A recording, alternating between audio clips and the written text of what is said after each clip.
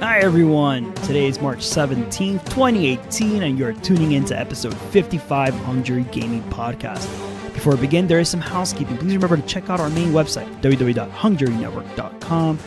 There you can find all of our latest episodes, and you can subscribe to make sure you never miss a beat of what we have to say. You can find us on iTunes, Podbean, Google Play Music, Stitcher, and other affiliate podcast services by simply searching Hung Jury Gaming Podcast. If you have something to say, comment, recommendation, anything, join the jury by liking our Facebook page and tweeting us at Hung Jury Gaming Podcast. Hey guys, what's up? Mondo's here. I am here to tell you guys all about your gaming news this week. I know. I'm uploading in the middle of the week. The uploading has been sporadic, and I believe I owe you guys an explanation. I apologized in our last episode, but this time I really do have an explanation. I've just recently started my bar prep studying. For those of you who are not aware, I just finished law school, and I'll be taking the bar this July. What this means for me is a lot of hours put into studying. Not much time left for gaming and adulting, though. However, I love doing this. I really do. I love talking to you guys so much, and I am here to make the time somehow to get these episodes out to you. Unfortunately, timing is an issue, as I might have some days with less time than others, but I promise to try my best to release by Mondays. And if that won't work, I will at least make sure to release an episode once per week. It might sound ambitious on my end, given my schedule, but I also want to try and include some mini episodes throughout the week, maybe lessen the load on the weekly episodes, and have more specific games or topics-oriented episodes. Shorter in length, of course, but spread amongst the week. That way you guys can pick and choose which topic you want to hear, rather than sit through an hour or something of some general topics. I'll also try my best to have the weekly show include another host, so there's more of a conversation, but I digress. For those of you who have remained on the jury bench, thank you guys so much. I promise to make these conversations as entertaining as possible while giving you a little bit of info into the gaming world. Now, with our first bit of news, I think Blizzard has a great track record of having somewhat enjoyable games. I may not play all of them, I'm looking at you, Al, but the games they have released are polished and have little to no actual performance issues. I should say that this may be attributable to what seems to be Blizzard's strict performance quality assurance methods, but they seem to care about not only making a great game, but making an experience generally free from FPS drops, stutters, and just overall performance issues. Furthermore, some of these games can run on bare bones hardware, making them accessible to those who are running low-end computer specs. I was skeptical at first when Bungie joined Blizzard's Battle.net ecosystem, particularly because this marked the first time that a non-Blizzard published game was joining in. I was like, I really hope this works out. But I was also a little hopeful, because if Destiny was allowed to join such an ecosystem, then hopefully instead of worrying that Destiny would not meet Blizzard's standards, I also considered Destiny might be elevated to meet those standards. And in fact, that was the case. Although Destiny didn't meet the hype over its content and storyline, the game is arguably polished. Minus some server issues here and there, the game has infrequent bugs and it performs at a solid 60 frames per second with little to no stutter. So, with that said, I'd like to bring this little bit of news to you guys. I just received an email, no lie, I received it about an hour ago, that we'll be having another addition to the Battle.net ecosystem. It seems Activision is shifting, not the most probably arguably controversial franchise for most competitive players, the Call of Duty franchise, out of the Steam and the Microsoft Store and into Battle.net. It'll be sitting right there next to Destiny and all of its Blizzard-published siblings. This is an interesting shift. The Call of Duty franchise, for the most part, isn't really a popular series among PC players. Most competitive players seem to gravitate towards the console version rather than the PC platform. I'm not really sure why this happens or why players prefer console over PC, but that's the observation I've made. So could this be Activision's way of pushing PC-only players to play Call of Duty? I don't know. Rather than market the game itself as a PC-friendly game, they're packaging the entire game in a way that players associate the franchise on PC with other great titles. I'm not sure if this is what Bungie was playing on when Activision put Destiny on Battle.net ecosystem, but Destiny was solely on console prior to Destiny 2. By the way, for those of you who are new here, I don't really like to refer to Destiny 2 as Destiny 2, since most Destiny players have come to the conclusion, arguably not necessarily a factual truth, that Destiny 2 is simply an expansion to Destiny 1. It just required players to reset all their stats, buy a full price game with full price expansion pack, but whatever. I digress. Again, having Activision shift Black Ops 4, which is the particular game that the Call of Duty series will start pushing into the battle ecosystem, BattleNet ecosystem, is an interesting shift. My original thought with this was, so are they pushing it to the PC like I just said right now? Are they trying to maybe kind of like create this like, you know, very closed ecosystem where all of Activision's games are going to start living in? Because up until now, it's only been Blizzard's games, and now we're start to see, you know, Destiny 2 is in there, and now we're going to see a Call of Duty game. And it's interesting. I'm not sure if we're supposed to take this as a way of saying, hey, Black Ops, we're trying to like push this game now to the PC audience over the console audience, or they're trying to maybe get some market share there. I'm not sure. I don't know. I'm not really sure what's going to happen with this move. All I do know is that my original worries with Destiny are kind of shifted now to Black Ops 4 with the idea is I really hope Black Ops 4, when it does release, I think it's October 12th of this fall.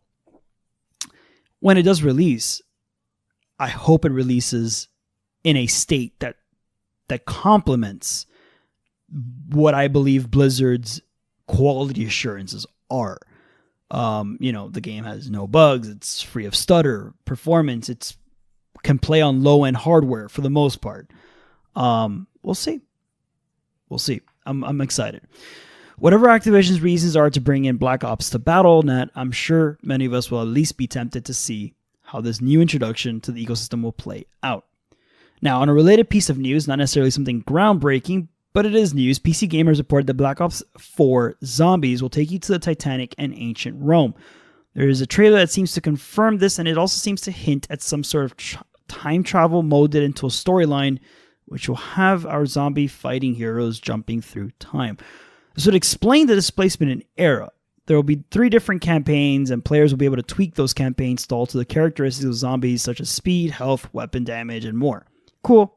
Not sure I plan to be excited over this. I hate to sound like an old gamer Scrooge, but the OG Nazi zombies still take a place in my gamer heart, which none of the subsequent iterations have been able to replace.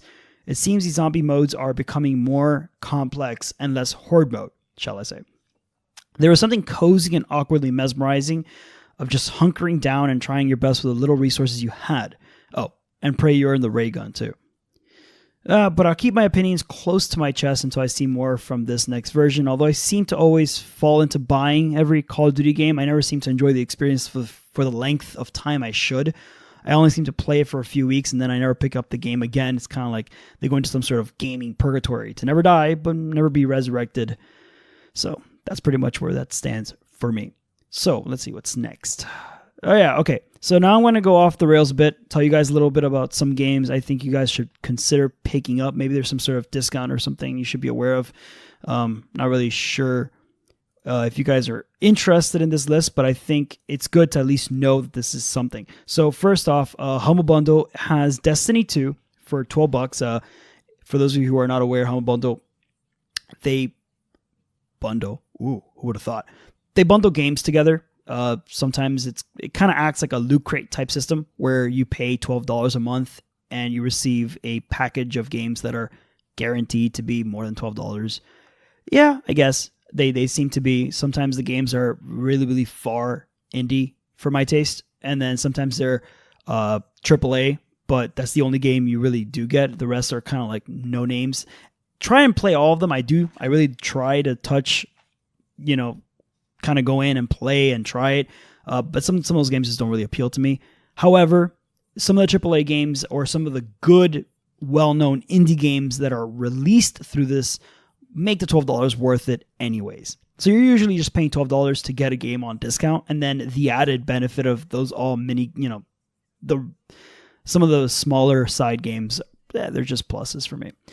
But with this month, if you go into Humble Bundle, You pay the $12. There's really no recurring system. You pay maybe like the whole year, but you could also just pay the month. And there's the real discount for paying the full years is you get 1 month free. So you save $12, which is fine, I guess. Sometimes it's just easier to not, just pay the monthly and then don't pay 1 month if you see that the games suck or whatever, and whatever. You save yourself the $12 there. What was I going to say? Oh yeah. So this month is Destiny. There's really no way to know what the additional games are, but it is Destiny for $12. It does not include the expansion pack. Keep that in mind. So if you pay the $12 and expecting the full game, you do get the full vanilla game, but you still need to cash out for the full expansion, which we're already by the second expansion. So anybody who's paid for the season pass, you've gotten arguably your money's worth, and you'll have to cash in for the next expansion. So that's that. Also, I actually picked up this game when it first came out for a pretty good discount, and that was Prey. Prey is currently for, I think it's $15. Let me see. Let me confirm this. Yeah. It's $15 on PlayStation 4, $19 on Xbox One, and $20 on PC. I'm getting this information from GameSpot.com, by the way, for any of you who want sources. Those are the numbers I'm getting right here. If you haven't played this game, I recommend you do. It was really underhyped, and I think it got a lot of, I'm not going to say trash talked on. It didn't get the love it deserved. It was a good game. It's a fun game. It's kind of like if I had to do a cross, it would be BioShock cross with Dead Space, really. That's kind of what the vibes I get from it. So it is a good game, and for $15, it really is a steal. I mean, I remember I picked up for $17 Deus Ex, and I still think that wasn't worth it. But this game is worth it. $15, it definitely is worth it. Pick it up. If you're on Xbox, $19. I think that even PC $20 is still worth it. You'll enjoy it. Definitely worth your time and money. For those competitive players here, you probably already own this game, but if you don't, or if you're curious to jump into this game, Rainbow Six Siege is having a free weekend. I definitely recommend jumping in on that. If I'm not mistaken, the game is normally, let me check here on Steam for you guys. Let me see. Normally it's, right now it's running at, so I think the starter pack, because it says normally $14.99. It's not normally $14.99, but it says here that Tom Clancy Rainbow Six Siege is running at $10. That's not a bad deal. $10 is not bad. Play the free version. If you're testing out, if you want to see your computer can run it, do that. If you just want to try the game, do it. It's not a bad game. However, I do recommend, if you're not a person who likes to play with randoms, make sure you have 4 other friends who play this game, because my experience with this game is that the community could be kind of toxic if you either are new to the game, you're learning the map, you're learning the meta with the different operators.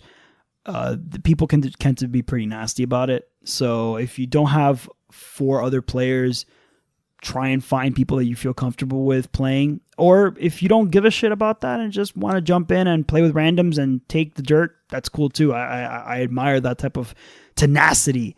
I can't do it. I just can't. I can't play with people like that. But that's it. That's Rainbow Six, $10. I'm not really sure if there's anything else that I'm missing here. I'm going to try and do this at least once a week, or at least once every time I see a big sale going on that I think you guys should jump in on. Just, kind of like consider. But I think this is a pretty good one. I'm seeing here $19.99 for the full game for Rainbow Six. So I think the $10 one was the starter pack, which contains, if I'm not mistaken, it starts off with like only 3 operators or something like that, and you're not able to progress as quickly as those who have paid the full price. The difference is $10. I highly recommend just getting the full game over the starter pack. The full game, it won't get you all of the operators at once, but it definitely opens you up to the possibility of getting them at a better rate than the starter pack. So guys, I promised a short episode, and this is that. I try to focus on predominantly some of the main stories that we got this week. I'm sure I missed a ton of news. I'm sorry, guys. I'm trying my best to kind of balance out my schedule. I'm going to try and I'm releasing this episode the day you're hearing it. I'm going to release, I think, maybe an hour or 2 after I've recorded. So you guys are listening to this fresh off the oven. But I'm planning on also doing another episode this upcoming week, and it'll be focused on Infinity War. If you haven't seen the movie, I'll see if maybe like the conversation, we can maybe like put it half non-spoiler, the first half non-spoiler and the second half spoiler, so that way you guys can kind of join in if you haven't seen the movie. But I also want to talk some spoilers because that ending is worth talking about. So that's the end of this episode. It was kind of mini, right? I promised it was short.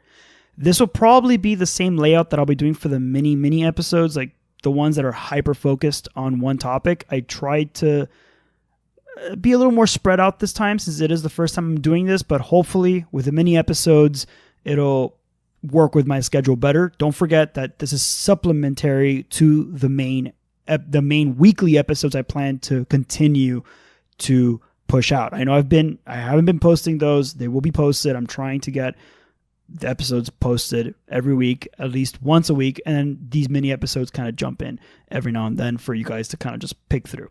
Thank you guys so much for listening. If you guys have any comments, a like, a dislike, leave those comments on iTunes, on Podbean. They're incredibly helpful. The more comments I get, the better I can tailor these episodes for the audience, for you guys, for those of you guys listening.